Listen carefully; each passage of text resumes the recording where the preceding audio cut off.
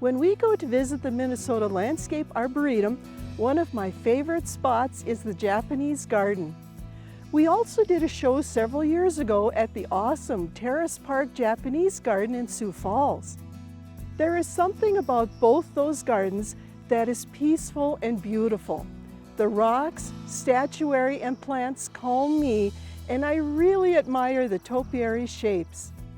Let's go see where lots of trees and some of those special topiaries are produced. Funding for Prairie Yard Garden is provided by Heartland Motor Company, providing service to Minnesota and the Dakotas for over 30 years in the heart of truck country. Heartland Motor Company, we have your best interest at heart. North Dakota State University, through its Field to Fork educational program, providing research-based information on growing, preparing, and preserving fruits and vegetables. Mark and Margaret Yakel-Julien in honor of Shalom Hill Farm, a nonprofit rural education retreat center in a beautiful prairie setting near Windham, Minnesota. And by Friends of Prairie Yard Garden, a community of supporters like you who engage in the long-term growth of the series. To become a friend of Prairie Yard Garden, visit pioneer.org/PYG.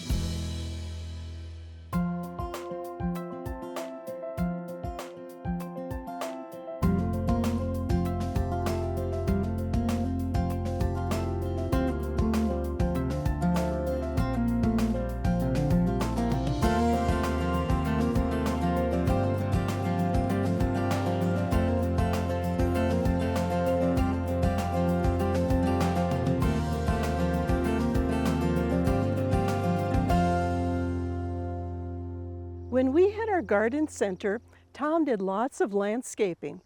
One job he did incorporated a topiary tree into the planting.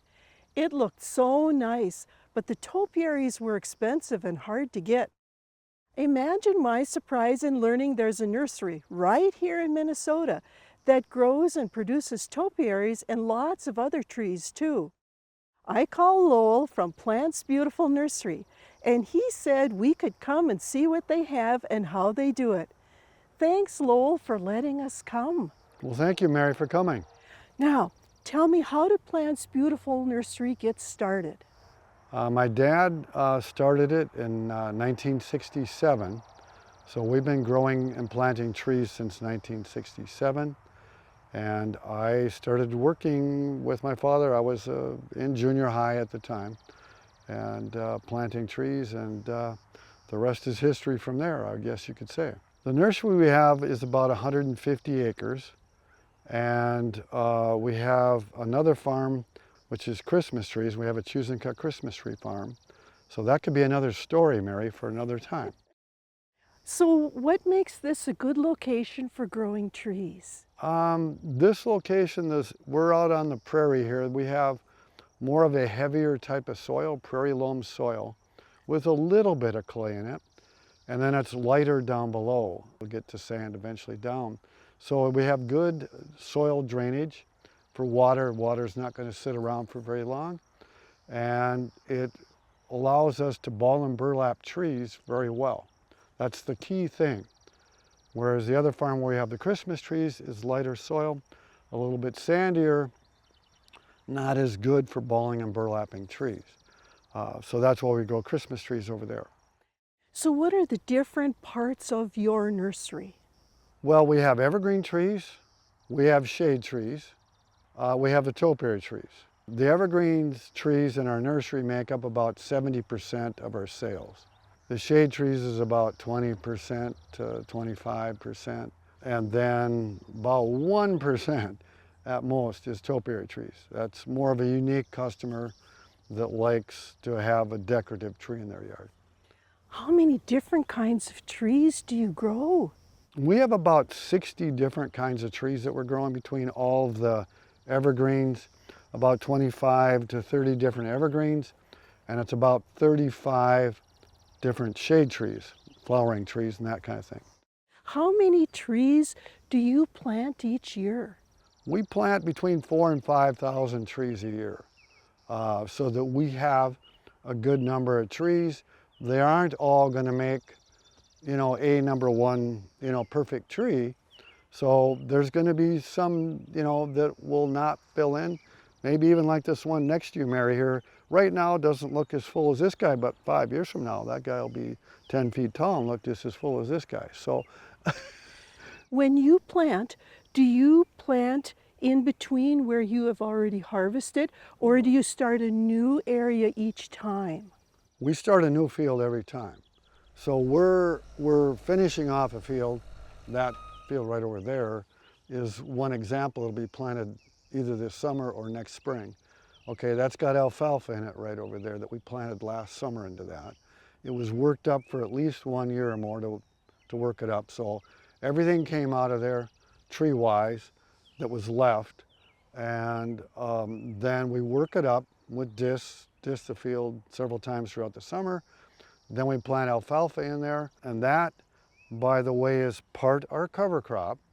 So we're getting fertilizer out of the alfalfa. Even though we fertilize this field, we don't have to do that continuously every year, but University of North Carolina did research on this for Christmas tree growers a number of years ago, and we were already doing that. That if you mow alfalfa 4 mowings a year in the tree field like this, it's actually like you're getting 70 pounds of actual nitrogen to the acre, or that's like putting on 200 and some pounds of ammonium sulfate to the acre that you're getting out of the alfalfa. Some people do use Roundup in the rows, but we prefer to mow it, and the trees have good organic compound being mowed in there that are supplying the trees. When do you plant the trees? Most of the trees, the evergreen trees, we plant mid to latter part of May. Sometimes it's almost June. So we have to dig the trees in the spring prior to the new growth coming on. So our planting is a little bit later than what most people would think of in the spring. The other thing we've seen, like this spring, it went hot, went cold, went hot and cold, and it was really cold to start with in April. That wouldn't have been good. We found that the trees will sit there in the field, and some of them might even die because they're not actively doing anything. So we're planting from a 2-gallon pot to 3-gallon pot, sometimes a 5-gallon pot. Trees about 2 foot tall that we're planting into the field. And we're auger planting these holes in a pattern here. There's 3 rows of trees being augered at one time. And then we plant sideways across the field depending upon what soil we have to work with. So the Meyers spruce right here will handle a little bit lighter soil. So will that Medora juniper behind you over here tolerate a little bit lighter soil. We usually try and put the fir trees or the white pine or arborvitaes in a low spot in the field. If Mother Nature doesn't cooperate, how do you water? We use drip irrigation. We came up with that almost 20 years ago as a way to irrigate the trees. So 100% of what we're growing, even the bigger trees, we have drip irrigation available to supply water. So if it was like 21, we had a major drought here, we were irrigating. This field of trees here got irrigated at least twice a week for about 12 hours down this drip line, and it's supplying in that 12 hours about a 3/4 inch equivalent of rain in a band about this wide. So the water goes down out of the emitters and waters that strip, which keeps the trees alive. Would you be willing to show us how you actually grow and prune these trees? How to prune them. Okay, sure, I could do that.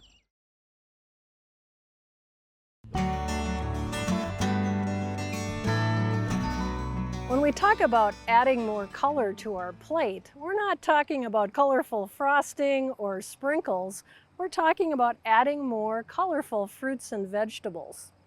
We all need about 4.5 cups to 5 cups of colorful fruits and vegetables every day to meet current recommendations. Fruits and vegetables provide a lot of vitamins, minerals, and also plant compounds that are linked to reducing our risk for different types of chronic diseases. So let's take a look at some of the vegetables. I have some tomatoes, which are sometimes considered a fruit. They are high in lycopenes, as are watermelon.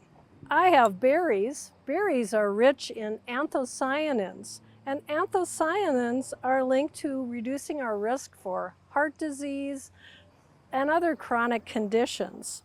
I also have a squash, and the flesh of winter squash is rich in beta-carotenes. Beta-carotene is converted to vitamin A in our body, and that keeps our skin and our eyes and our mucous membranes healthy. So if 4.5 cups of fruits and vegetables seems like a lot, do a little planning. Have some fruit for breakfast. Have a vegetable for lunch. Have some vegetable soup or a salad for an afternoon snack or dinner. In anything that you do, if you can add more fruits and vegetables to your diet, you're doing your body a favor. I'm Dr. Julie, taking you field to fork. Until next time. Hey Mary, this is a Meyers spruce tree here, and I'm going to show you how we prune a spruce tree.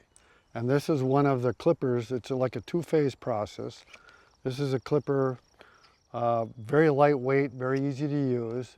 And what we do, Mary, is I'm going to prune these growths over here on the sides, so they aren't competing with this top over here. So they're about half the length of the top, and then I'm going to prune that top up there just a little bit.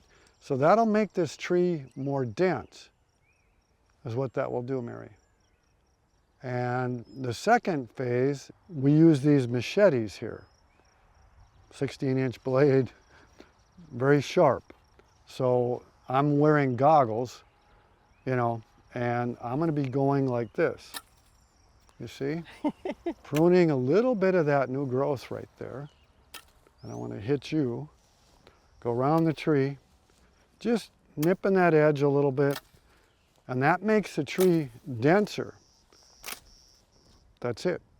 This is a spruce. How do you prune a pine tree? Well, I'll go show you, Mary. And Mary, this is a white pine. We did the spruce before.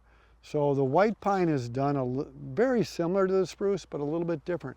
You notice how this one is like trying to grow a lot of tops up there, right? So it's very similar, but I'm going to cut those back up there with this clipper like that. So they're about half the length, and then I want this, I've got it, my clipper marked, I want that about a 15-inch leader up there, so that I get at least 15 inches of new growth up there each year on this tree. Gets me up higher. You can see this white pine is quite a bit taller than that spruce too. So the white pine grow faster than the spruce. Same age, but they grow faster. So then, again, you might want to step back a little bit, Mary. So I'm gonna take this clipper, this machete here, and go like that to this tree and just lightly dense it up just a little bit so it's more thick for the homeowner or for wherever it's going. If you didn't do this to the tree, you would look right through it, because these trees grow about 2 feet a year. So white pine grows pretty fast. You can see in here, that's how much we let it grow the year before, and we let it grow the year before in there that much. So if you didn't do that, this would have probably grown to here, and then that would have grown to here, and we'd already be up there at 9 feet tall right now. Do you have to worry about winter burn at all on the trees? A little bit. It has to do with, on white pine, it has to do with seed source. You know, as far as the hardiness, coming from Minnesota, Wisconsin, or Michigan seed source versus Tennessee or Georgia or someplace like that, where white pine naturally grows there too. So there's a difference there. And then, like, I'll maybe show you these Siberian fir that we have behind you, Mary, that Minnesota is kind of like Siberia, you know, sometimes. That is one of our hardiest trees. Foolproof, no matter what winter comes along. This is great, but can we see how you do a topiary tree? Yeah, I can show you that, Mary. We've done the spruce. I've showed you how to prune the pine. Now I'll show you how to prune your favorite tree, the topiary tree. How's that sound? Sounds great. So every year before the 4th of July, you have to prune this tree. Otherwise, it won't look like that. Right now, you're seeing it with the new growth on. So what I'm going to do is start cutting this new growth, and it looks like I'm cutting almost all of it off, right? And I almost am. I'm allowing about a 1/2 inch to 1 inch of new growth on this tree here on this pad of foliage. Okay, and these are drooping. You don't want droopers. So we're cutting those off down there. These branches that are pointing down underneath. You want a nice level line here. That's how topiary trees in the Japanese style, like a bonsai tree, would be designed. So they want a nice fine line on the bottom. Everything's tight, everything's together like that. And go here, go here. I would need a ladder to probably go up higher, but all this growth that you're seeing here would get clipped off and be pruned back. This is probably the 20th year that this tree has been pruned, okay? To look like what you're seeing here. So it's not, the tree did not look like this even 10 years ago. It takes a long time to develop this big a pad of foliage on the tree. How old are the trees when you start to shape them? This tree was probably about 15 years old when we started doing this to it. How do you get the branches to go out so nicely? We cut all that stuff off. So this was like a Scotch pine Christmas tree at one point in time. And this is what we turned it into. How long does it take you to prune one tree? This tree will probably take a person 20 minutes. Somebody that's really moving this fast, you know, could do it quicker. You know what I'm saying? And you can't do it with motorized. You can't make all this with a hedge trimmer. You got to have a clipper like this. What happens if you prune back too far?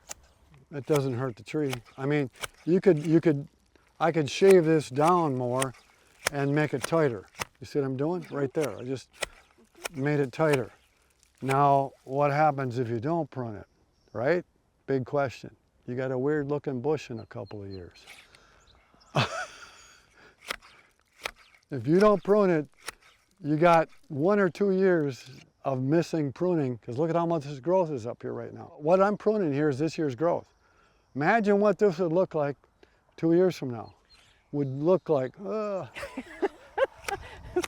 So topiary tree is of the style that we're doing is like a bonsai tree, only way bigger. Topiary trees is the term for man-manipulated tree. Well, I want to find out more as to how you harvest the trees and ship them. Okay, I'll show you.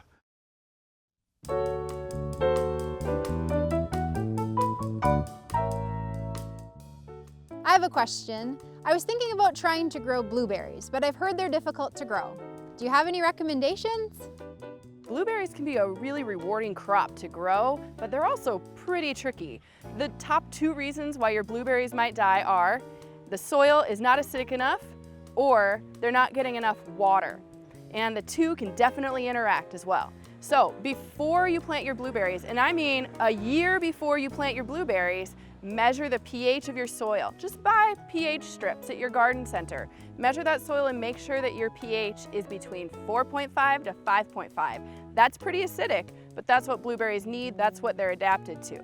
All right, so you do that by adding sulfur to your soil. That sulfur takes a while to break down and acidify your soil, usually about a year. So then the next spring, you can plant your blueberry plants. Make sure you get a variety that was bred here in Minnesota by the University of Minnesota, because those are the ones that were bred and adapted for our region, and we know they're gonna do really well here. All right, so the second thing was about water, right? So I made the mistake once of planting my blueberries way in the back of my yard. It was really far from the spigot, and I never watered them, and they did really poorly. Blueberry roots are super shallow. They're right up at the surface of the soil, and they're very fine, tiny little roots. So we have to water them pretty often. You never want the top of that soil to dry out with blueberries, or your plants are not going to grow very well. And if you get a dry winter, they might even die over the winter because those roots are too dried out. So make sure you're prepping your soil to acidify it about a year before you plant, and make sure once you do plant, they're in a spot where they're going to get lots of water. Mary, these are them Siberian fir I was telling you about.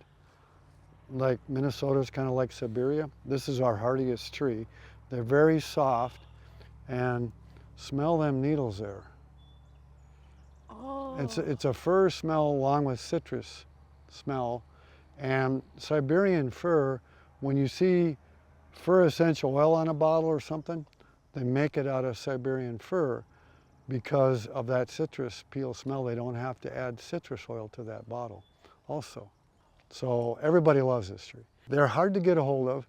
There was some American blockades back a number of years ago with Russia, because that's where the seed's coming from, obviously. That we have got some. We do have some over 35-year-old trees that are like 30 and 40 feet tall. We had a guy up there cherry picked up 30 feet up in there picking cones off them this year. Some of the growers I'm getting from, they are able to get Siberian fir seed. I told them when that blockade was going on, why don't you buy it from a guy in Europe, and then he can sell it to you in the United States if you can't buy direct here, you know, from Russia type of thing. But not only here, but I've had 2 rows of these going down a Fraser fir Christmas tree field, and every one of the Siberian fir are gone because everybody loves this beautiful green color. About how long does it take to get from your 2 or 3 gallon plant that you plant until it gets to a saleable size? That spruce tree that I pruned, okay, which was about 6 foot tall, was planted about 7 or 8 years ago from that 2 gallon pot. So it's about a 7-year, sometimes 6 years. Meyers spruce is a little bit denser, slower growing tree. The white pine that I showed you grows faster, and that we're digging that sometimes in 5 years. How do you get your trees from the field to the customers? That's a good question.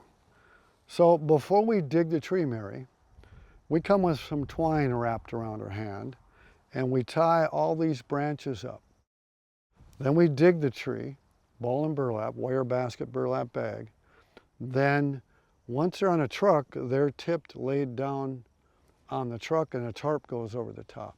It either went one with a tarp or a Conestoga, which is a truck that has sides that you can slide the side, put the trees in, tip them down, then slide the side back on.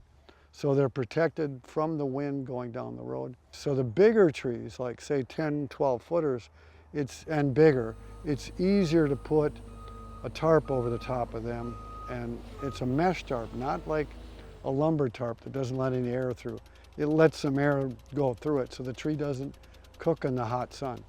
How do you ship a topiary, because it's got the branches in each direction?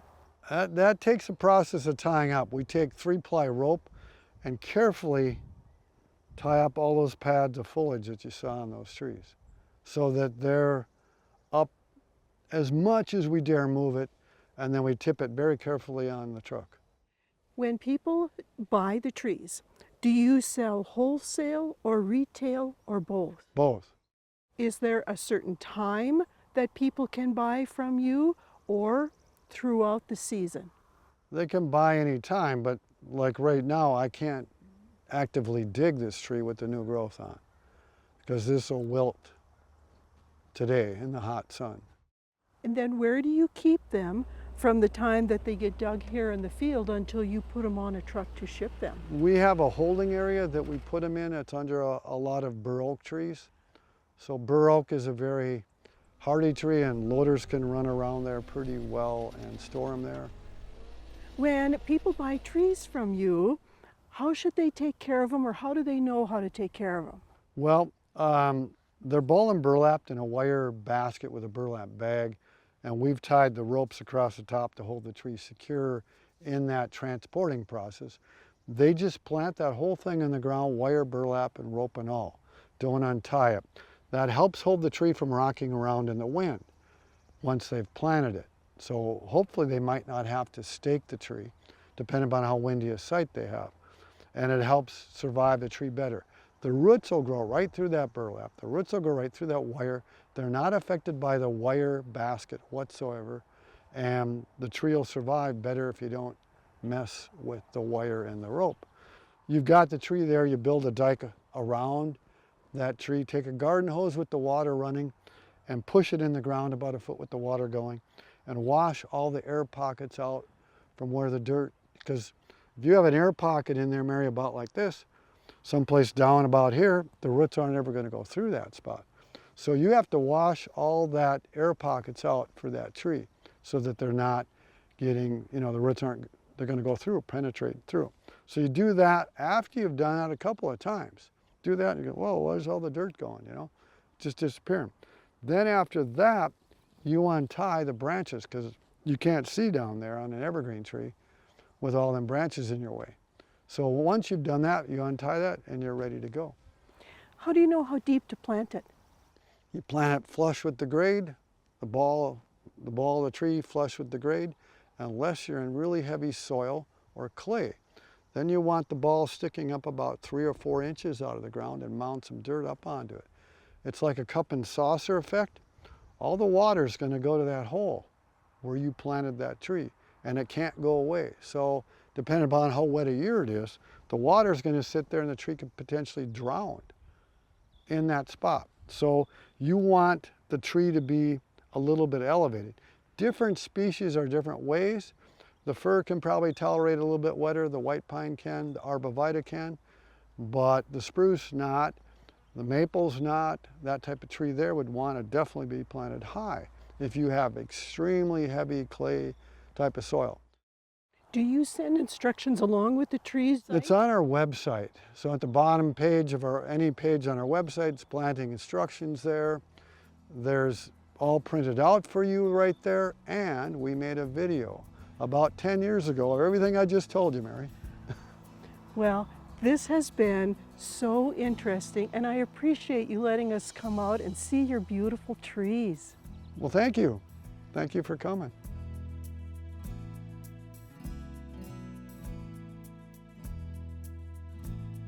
Funding for Prairie Yard Garden is provided by Heartland Motor Company, providing service to Minnesota and the Dakotas for over 30 years in the heart of truck country. Heartland Motor Company, we have your best interest at heart.